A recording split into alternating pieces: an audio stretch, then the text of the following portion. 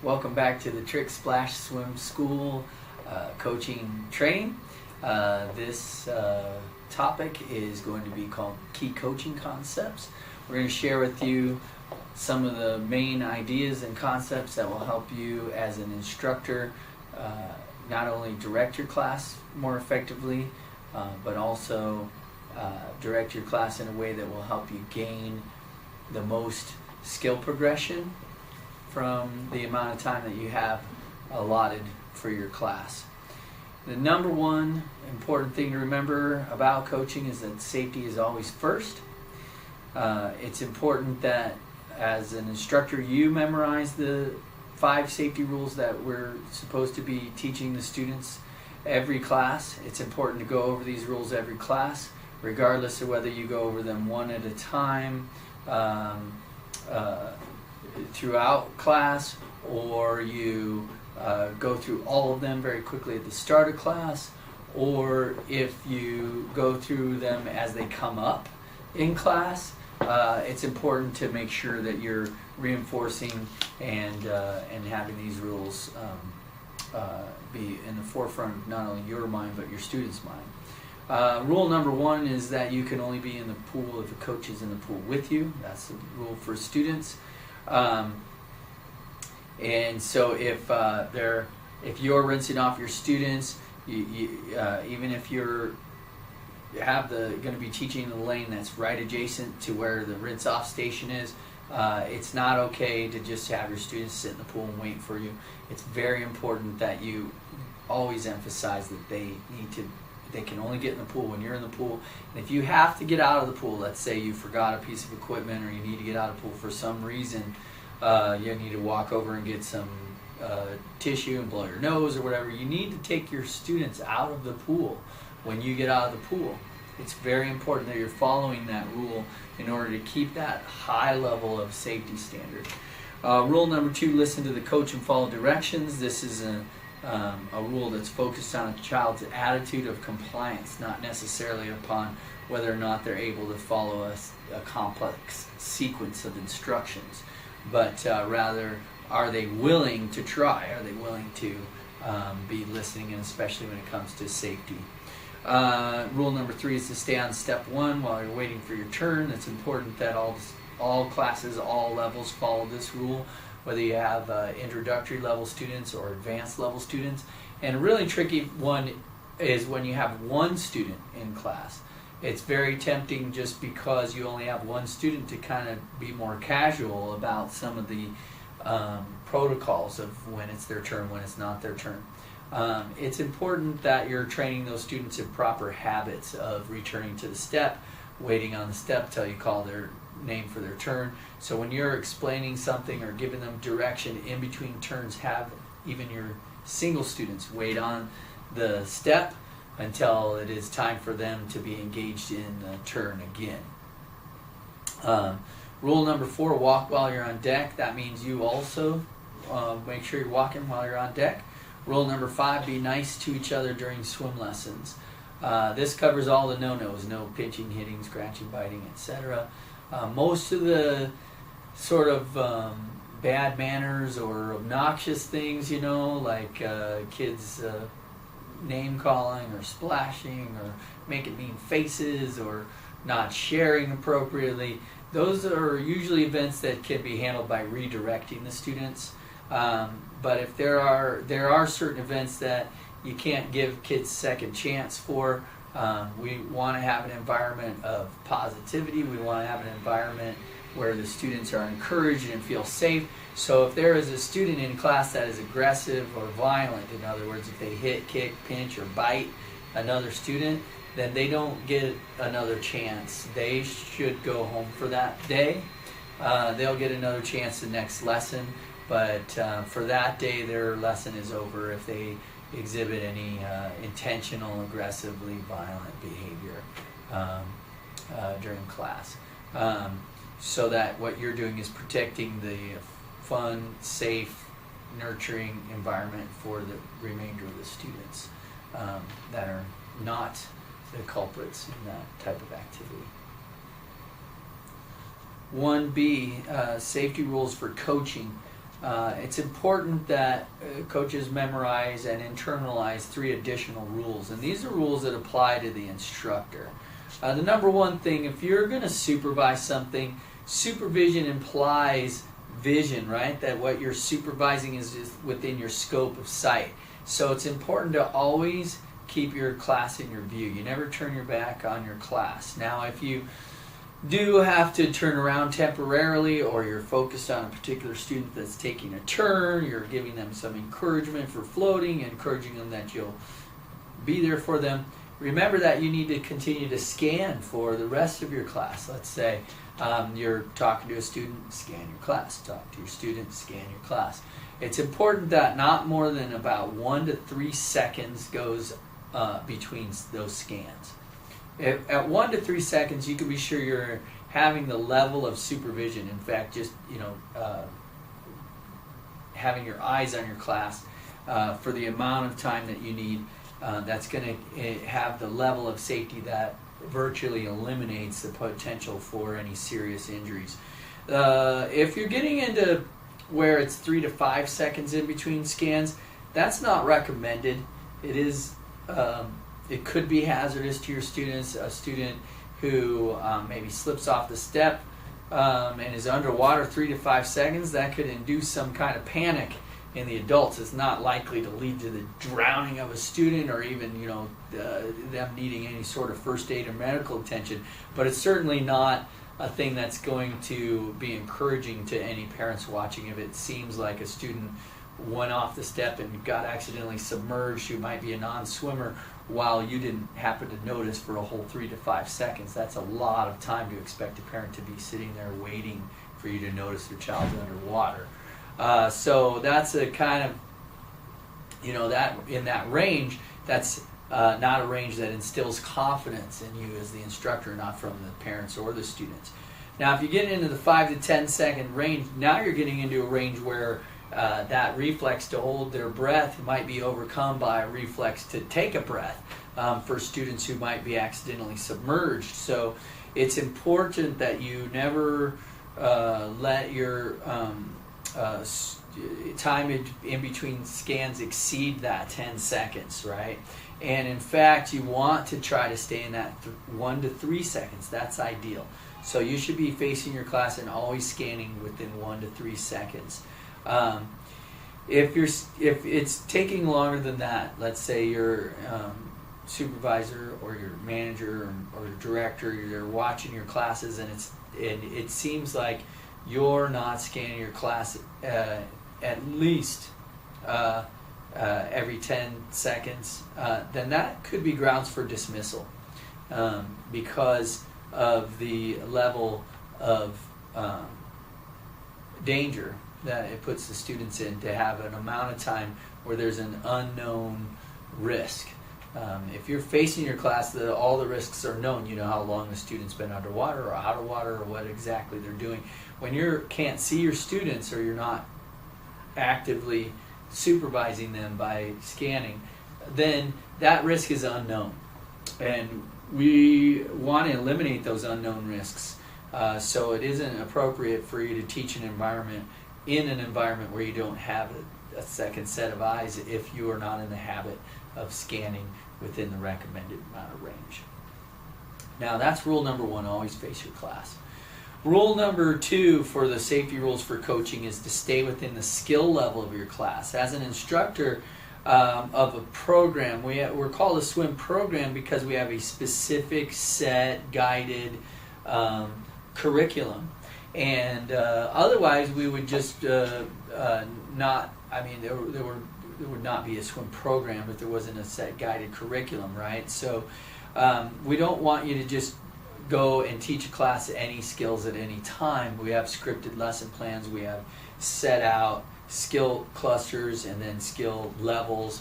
So those are the skills that are important to stick to. You've got to stay within the skill level of your class in order to maintain a level of safety so that you can expect your students are performing skills that they should be able to do within their skill level. That's rule number 2, stay within the skill level of your class. Rule number 3 for safety rules for coaching. So rule number 3 is to always take responsibility for safety. Now this doesn't, I'm not saying always take the blame, because it's almost inevitable that if something goes wrong in your class, that you're likely to be one of the people blamed for that, regardless of how much responsibility lies on the student or the situation.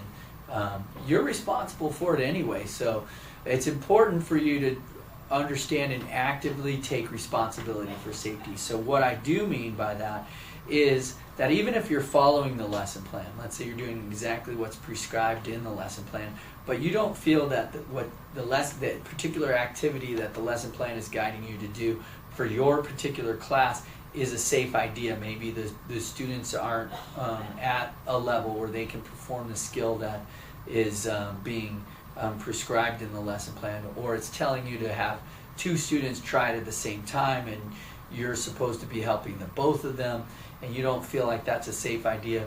It is your responsibility at that point to change it and not do it at that in that way. Or let's take another example. You're not directly responsible for the maintenance of the pool room or the maintenance of the plumbing in the pool room, but if something breaks and is leaving a sharp protruding edge, it is your responsibility to put something in front of that, tape it off, and make sure that someone who can fix it is notified as soon as possible. That's what's meant by always take responsibility for safety. If you tell a student to walk on the deck and they continue to run, you have to take responsibility for safety by getting out and guiding the student, get out of the pool and hold their hand, do something to change the situation so that you're going to increase the level of safety. Because if a student is running and you're aware of that, you tell them to walk, they're not walking, and then they continue to run and you don't do something different, and then they slip and fall, it could be construed as your negligence for not doing something different when you saw the student running and didn't change the event. So it's important. In fact, taking responsibility for safety can help you avoid having to take blame for any incidents that occur, because if you're taking responsibility for safety, then you're going to be proactive and prevent injuries and accidents from occurring. So to recap, the 3 safety rules for coaching: always face your class, stay within the skill level of your class, and always take responsibility for safety. Key coaching concepts, bullet number 2, direction. Your students will only follow you if you know where you're going. So what this means is that you have to communicate that you have a plan. If you don't have a plan or a direction that you're focusing the class in, then it's likely that you're not going to accomplish much in your class. Now, on the other hand, even if you have a direction or a plan and you don't communicate this with your students, then they're not going to feel like you know what you're doing. And so it's going to be harder for them to go along with your plan if it doesn't seem obvious to them that you have one. So it's really important to be reading over the lesson plan for the week in advance, to be reviewing your skill sheets in advance of your class, so that you not only have an idea of the idea for the theme week, but you also have a good set of priorities for what skills you're working on for each particular student.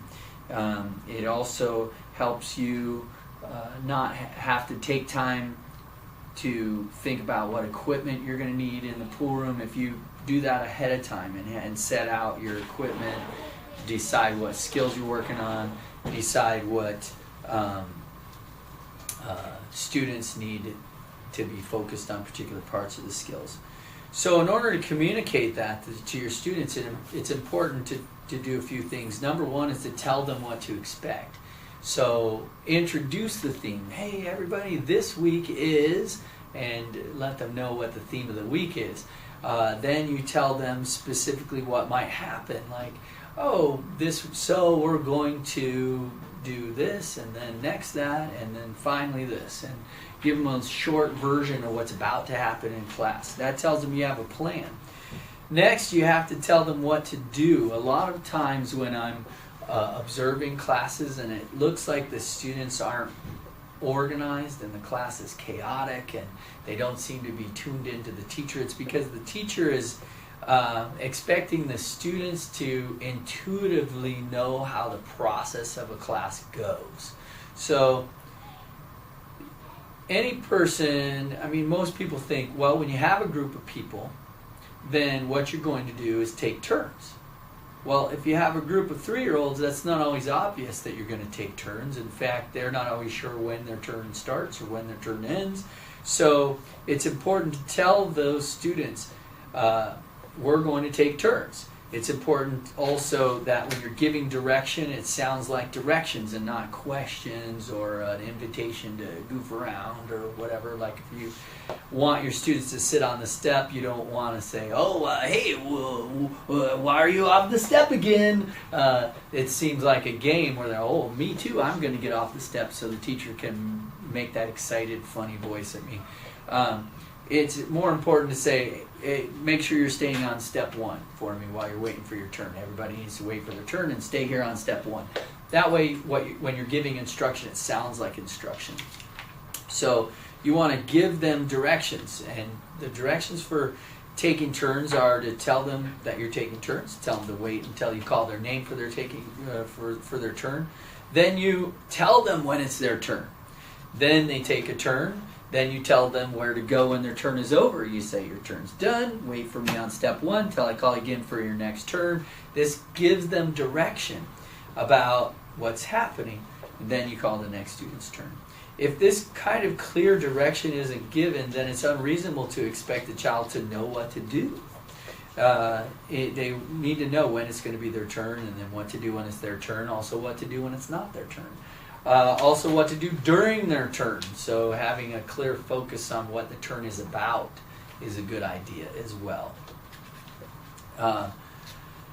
So giving direction is important, letting them know you have a positive direction that you're having them to go in. And what might end up happening is while you're doing your class, you might be talking a lot, but I don't want you to be repetitive in a sense that you're repeating stuff in order for the student to comprehend you. If a student's not comprehending what you're saying, then you may need to reword what you're saying. But you're going to be repeating for each student that process so they understand how each turn goes, how the process goes, what you're focused on for your turn, what you're looking for in the skill. Those are all things that you want to be verbally staying in contact with your student. A next important thing to remember when you're giving direction is that positive reinforcement keeps your class going the direction you want. For example, if you own a car, then you know you're supposed to give your car regular maintenance. One of the things that you do to give your car regular maintenance is to change the oil. It's recommended if you're using regular oil, change your car oil about every 3,000 to 5,000 miles. It's a part of the regular maintenance of your class.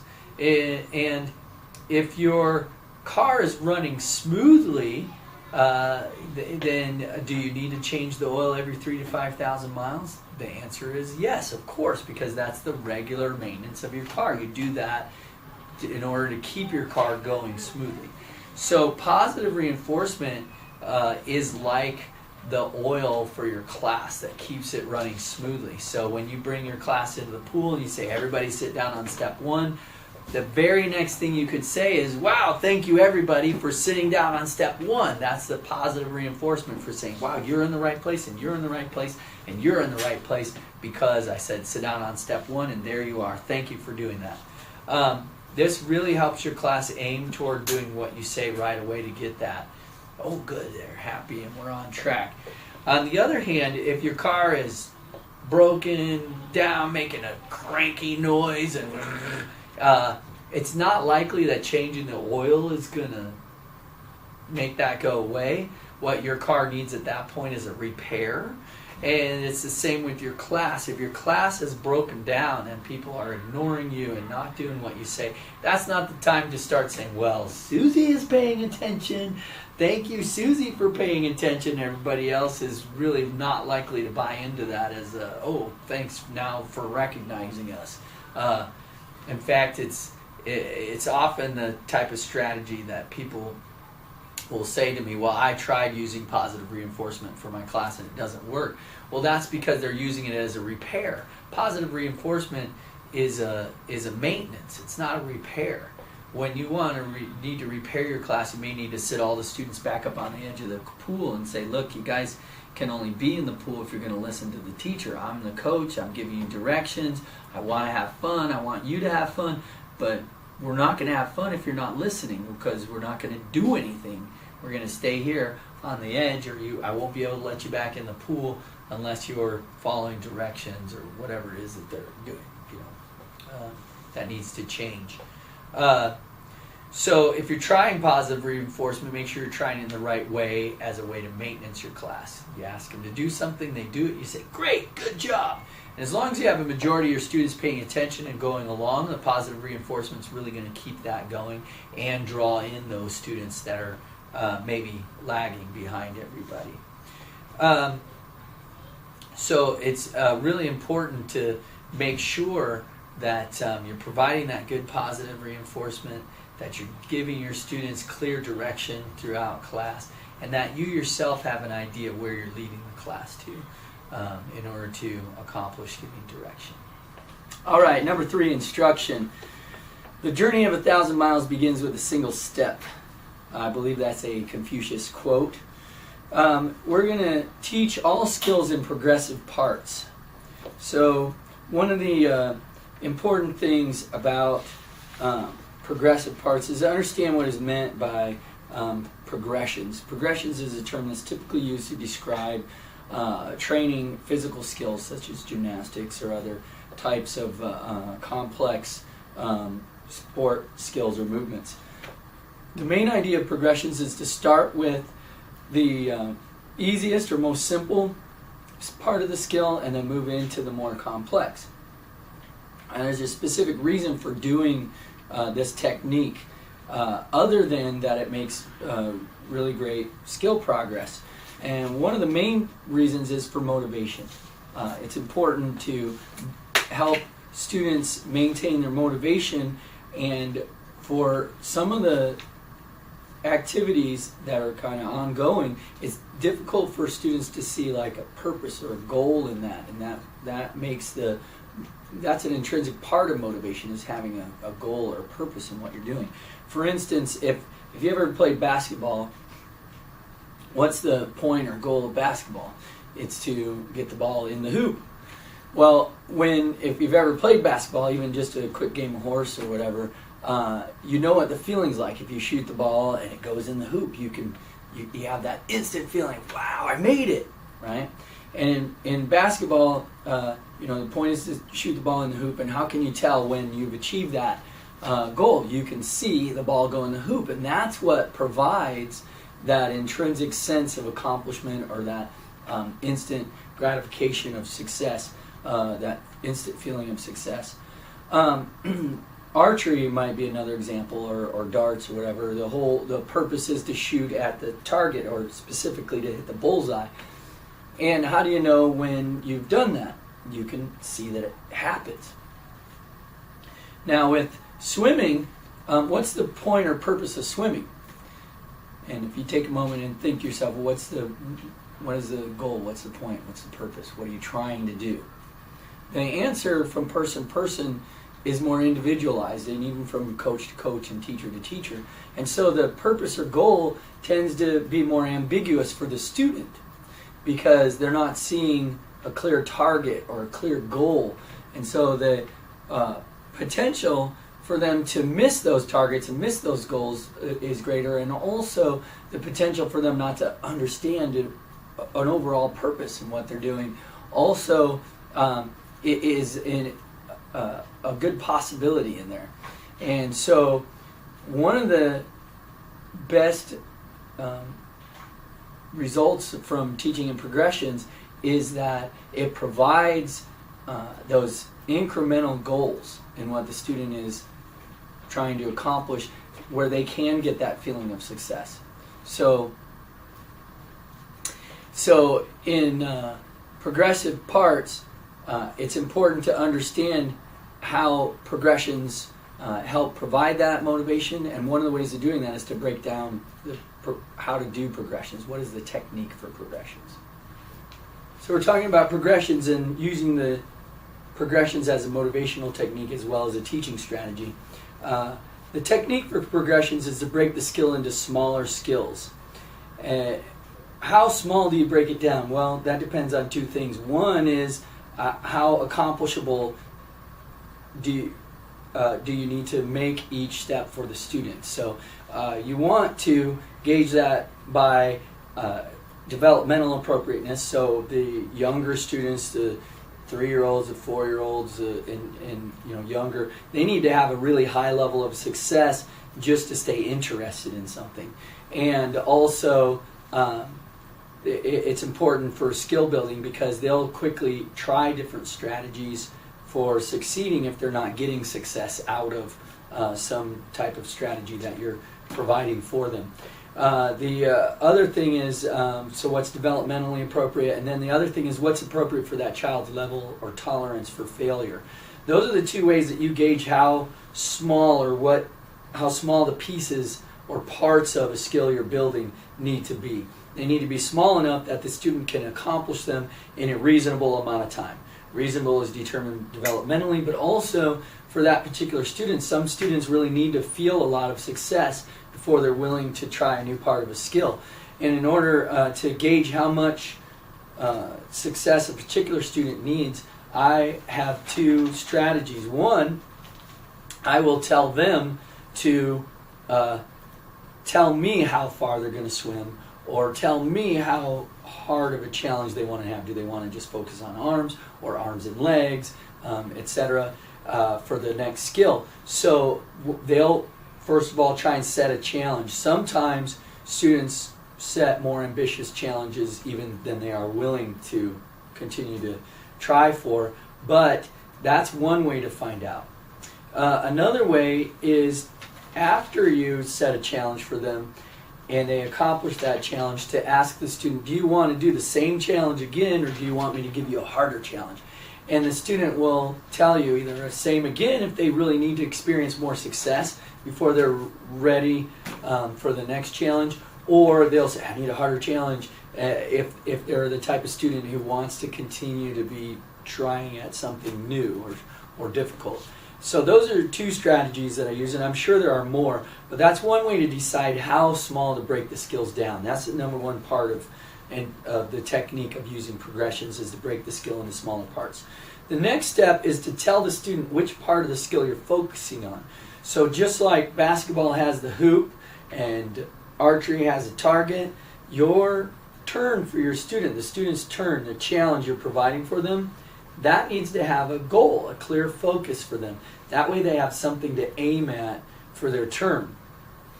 So let them know, tell them what part of the skill you're expecting them to do. Where is the focus going to be? Okay, then after the turn, it's important to follow up with letting them know how they did on that part of the skill. And this happens to be one of the most challenging obstacles for parents when they're teaching their own children how to do a skill or learn a new activity. The challenge is this: they point the student or their child at a certain goal, then the child works at that goal but misses some other part of the skill. For instance, when a coach says, I'm going to really be looking at your splashy kicks and how fast and even you can make your kicks, and the student does their kicks really well, but their arms are very sloppy, or they forget to take a breath or something. And at the end of the skill, rather than the teacher giving them feedback on the goal or the focus, they ignore the great kicks altogether and say to the student instead, oh, your arms were horrible, or your face wasn't in the water, or something of that nature. Parents do that a lot, and it's really frustrating to the student, and the parent's frustrated that, oh, we just fixed this one thing, and when it has you do another thing, that thing's horrible, and we're not getting anywhere. It's because there needs to be that consistent and clear focus on the target for the student. once they accomplish and do a great job at a part of a skill you're asking them to focus on, be sure that your feedback is related to that focus. And then you're going to have the most success in completing that loop that's necessary for using progressions as a teaching technique. You break the skill down, you tell the student where to focus, and then you give them feedback on that focus. Now, sometimes when we're focusing on giving feedback about a particular part of the technique of progression, so we've told the student, let's see your great splashy kicks, and then they're focused on that, and then they take their turn and you don't see any splashy kicks. How do you stay positive when there's negative feedback to present? Well, as students mature, generally speaking, they become more accepting and understanding that success isn't all at once and every time, that there's some failures and there need to be some corrections, and you can give them just direct feedback. Oh, I didn't see any splashes on that turn, 0 points on that turn, try again, right? Now, as long as you've set the challenge where it's accomplishable within a reasonable number of turns, older students will be fine with that. Oh, I missed, I'm going to try harder this next time, right? If you're focused on that one goal, as long as you're not like, oh, that was pretty good, but you got to stay focused, okay? So you can just say, 0 splashes. But when they're younger, they could care less about how well or how badly they did or how perfect or how much like what it is you're asking them to do it is. They always want to have, hooray, you did it. Whether they like it like, hooray, or whether they like it like, good job. Students will like praise in different ways, and that's not what I'm saying in as far as like you have to be exuberant or whatnot, but you have to be positive for the younger students, and even try in a more positive way when they get older. And one of the ways that you can present this negative feedback in a positive way is to not give negative feedback to your younger students, your 3-year-olds, your 4 or 5-year-olds, but instead you ask them to show you again the skill the way that the part of the skill you're looking for. For instance, if I say, do your splashy kicks, and they come out to me and I didn't see splashy kicks, I'll hold on to them and say, wow, let's see those splashy kicks. And then they do the splashy kicks and I say, wow, that's what I'm looking for when you do your swim. Those are amazing splashy kicks. That way you're reinforcing the part of the skill you want them to focus on, and giving them a good positive praise about showing you that part that they're focused on. Even though they didn't do it during the turn, you're not going to say, good job, now let's see this, what are you saying good job to, right? Instead you go, hey, you made it to me. Or you could say, wow, you were working hard, something like that is more specific, because you made it to me, I'm pretty impressed you made it all the way out here, that's good positive feedback. Or you're working really hard, that shows them that you're acknowledging their effort without saying, nice try, because no matter how you try to present the phrase nice try, it always sounds like try again next time, So I might give the student some positive feedback. Wow, your arms are going great, or you were working real hard, or you made it all the way to me. And then hold on to them, tell them to show me that part of the skill, and say, wow, that's what I'm looking for. I'm going to look for that on your next turn again. Send them back to take another turn. It's important to use this kind of feedback where you set the goal in front of the turn. And then the student takes the turn, then you give them a short feedback on that goal. Whether it's the younger way where you just say, let me see it again, or the older student where you say 0, or you say, hey, you almost made it, that you got splashes halfway here. Some part of a feedback right on that goal, or hey, I saw splashes the whole time. Do you want to do that again, or something harder? It's important to continue that, turn it again and put the goal in front of the turn, and a little feedback after the turn. But your advice, now this is where coaches think they have a lot to say about each turn. Instead of like just saying, oh, I saw 0 kicks, they say, oh, your kickers, now you need to, and then they go into how do they get good kicks. Well, if you have a group setting, the student's going to go back and forget all of that you said by the time it's their next turn. If you want to explain to them how to get their good splashy kicks, wait until it's in front of their very next turn. When you have the student ready for you to say go, and you say, oh, I didn't say go. What I'm going to say is, in order to make your kick splash, you got to keep your face more neutral. With your head sticking up, your feet are pushed underwater, right? drop your head to neutral, and your feet will come up in order to be kicking closer to the surface where you want them. And then you have their attention, you set their goal, and you've given them a little advice for achieving their goal, and they can apply that then. And they feel like your advice is helpful. They're more tuned in. They're more eager to accept and apply your advice because it doesn't sound like criticism when it's attached to a goal. It always will sound like criticism when it's attached to a negative feedback. Right? You didn't quite make it. If you want to make it, blah, blah, blah, blah. Or, hey, on the front of their turn, this is the goal. If you want to make it, do this. Oh, okay. There's a total difference in their psychology of how they approach the skill. And that again leads into better motivation for a student. Even if the skill is pretty challenging and they're required to try a lot, they're more eager to do those attempts when they feel more a greater possibility for success, right? Maximize the power of your instruction by keeping the learning centers of the student's brain active. Okay? Now, I'm not going to go into a lot of biology, but basically most people understand that a person's brain is made up of layers, and the cognitive layers are up here in the cerebral cortex, and the more primitive fight or flight layers are down in your brain core. So what's important when you're teaching is to understand what triggers a shutdown of your learning part of your brain and just activates the reflex part of your brain, the fight or flight. And that's fear or panic or a situation where a student feels threatened in some way. So it's really important to make sure that while you're teaching that you help the learning centers of the student's brain be active, help them stay up in the cerebral cortex where they're able to make decisions, take in new information, weigh that information against their past experiences, and create learning out of what they're experiencing. Now, a good way to keep the learning centers of the brain open and combat fear and anxiety in class is to have fun. Having fun is not just a way to keep students interested, but also a way to keep them motivated and feeling safe and feeling involved in a way that helps them absorb the information in a positive way.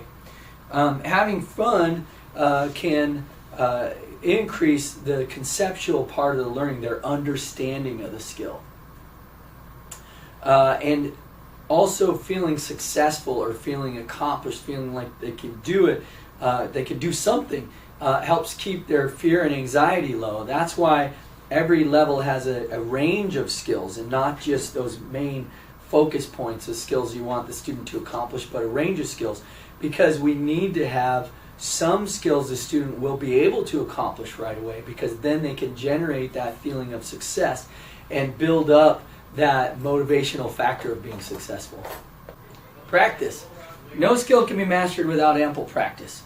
Endurance, strength, flexibility, coordination are all a result of practice.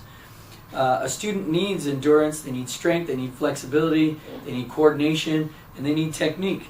Only one of those is a factor the instructor provides. No matter how much an instructor talks to the student or lectures to the student, they can't provide endurance they can't build endurance in them by lecturing them.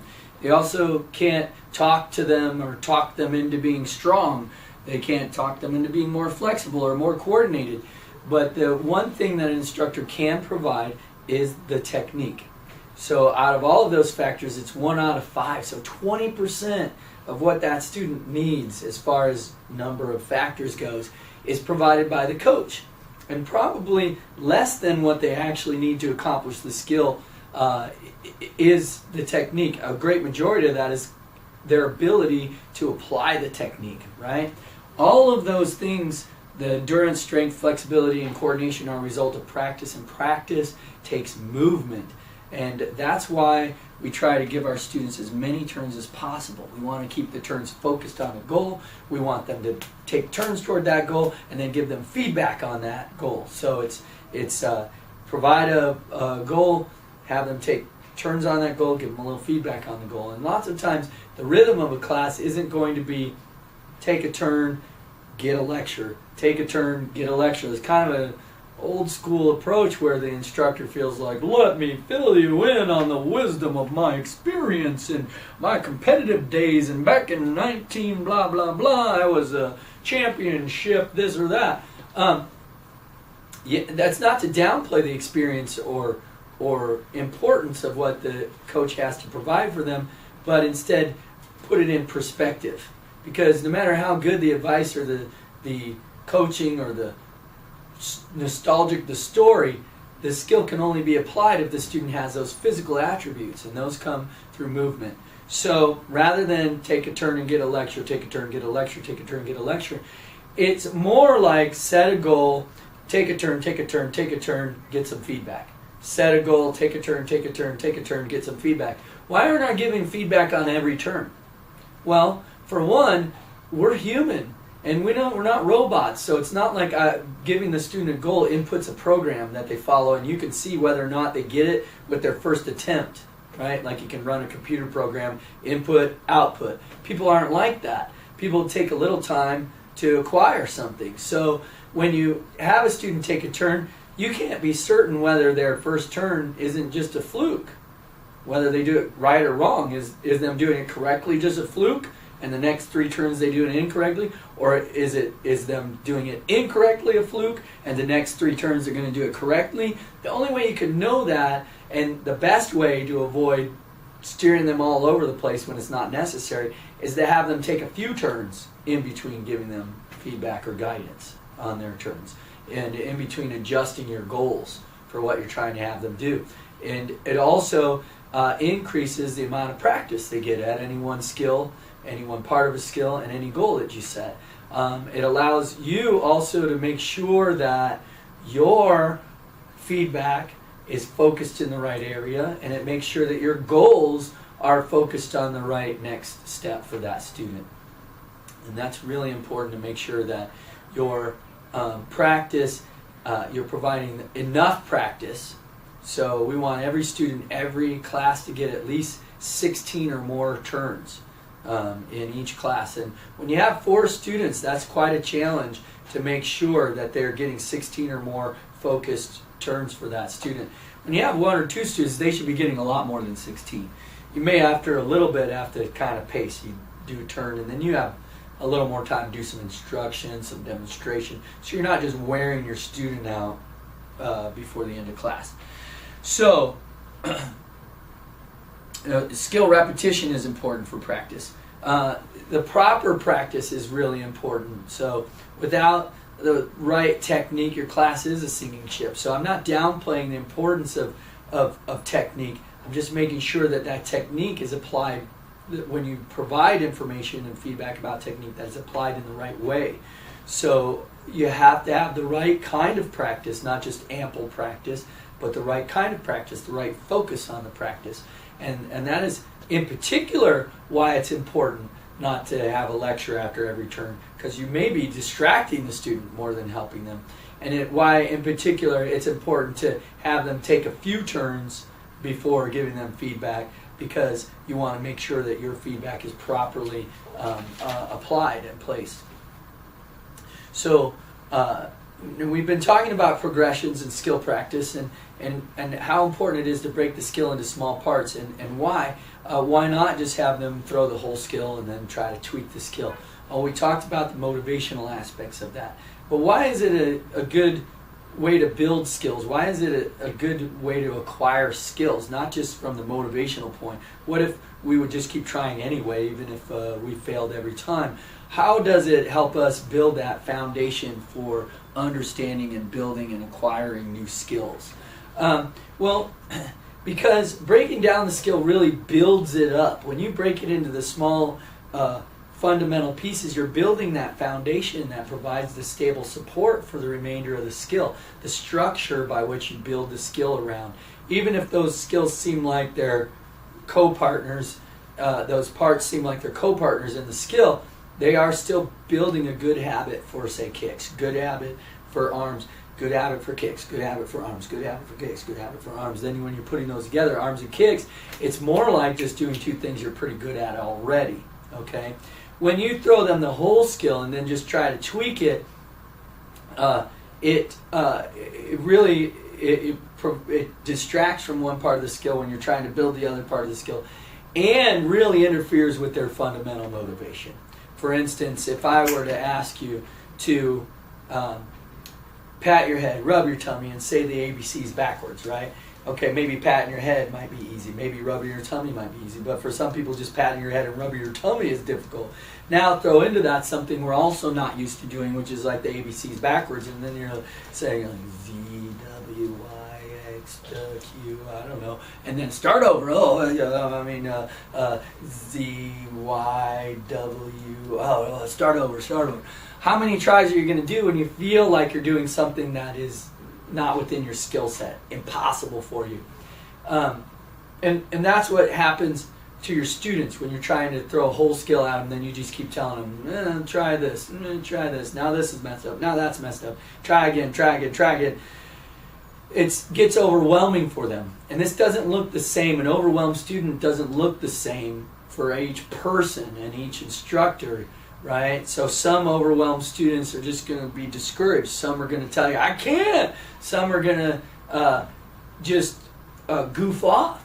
Some are just going to play dead weight on you. You know, the younger kids, that's sort of how they, right? It's because they're discouraged.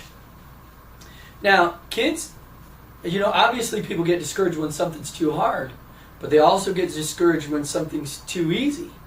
So you have to be always gauging, is this too hard or too easy for this student, or is this just right? So that you make sure that you stay in that area where you can appropriately challenge them so they can feel challenged and feel successful. Those two things go hand in hand for them to feel challenged, feel successful, feel self-driven, then they feel accomplished. And that wraps up our training for key coaching concepts. Thank you for your attentiveness and for putting forward your best effort. And we'll see you in the next video.